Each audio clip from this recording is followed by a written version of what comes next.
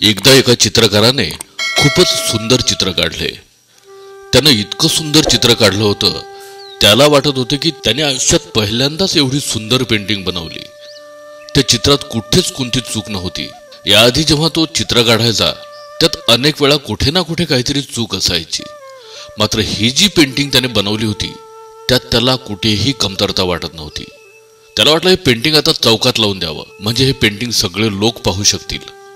तो चौकात गेला आणि तिथे एका उंच ठिकाणी ती पेंटिंग लावून दिली आणि त्याने पेंटिंगच्या खाली लिहिलं की तुम्हाला या पेंटिंग मध्ये कुठे काही चुकीचं दिसलं तर तिथे एक छोटीशी खून करा, असं लिहून तो तिथून निघून गेला।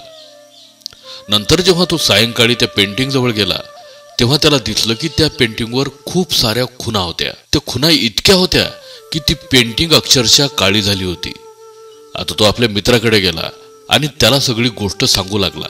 त्याच्या मित्राने त्याला आधी जशी पेंटिंग त्याने बनवली होती तशीच पेंटिंग दुसरी बनवायची सांगितले।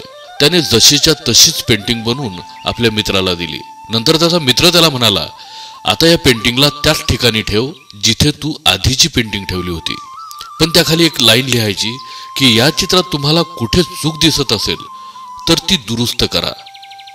चित्रकार मोठ्या घाईनेच त्या चौकात गेला आणि जिथे आधीची पेंटिंग ठेवली होती बस तिथेच ही पेंटिंग ठेवली आणि त्याच्या मित्राच्या सांगण्यानुसार जसं त्याला लिहायला सांगितलं होतं अगदी तसंच तिथे लिहून ठेवलं आणि तिथून निघून गेला।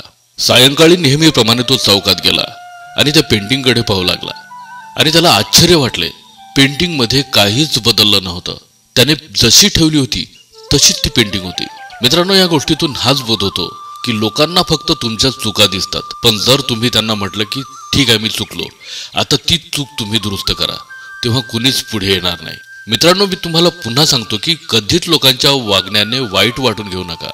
तुम्हाला आयुष्यात फक्त एक सवय लावावी लागेल आणि ती म्हणजे जी प्रत्येक यशस्वी माणसामध्ये असते, आणि ती गोष्ट आहे इग्नोर करणे। जोपर्यंत तुम्ही लोकांच्या वागण्याला इग्नोर करणार नाही तोपर्यंत तुम्ही आयुष्यात पुढे जाऊ शकणार नाही। जरा कोणी काही बोललं की तुम्हाला ताण येतो।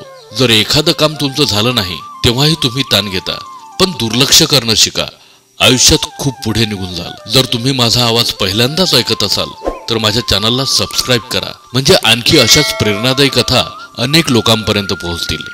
धन्यवाद।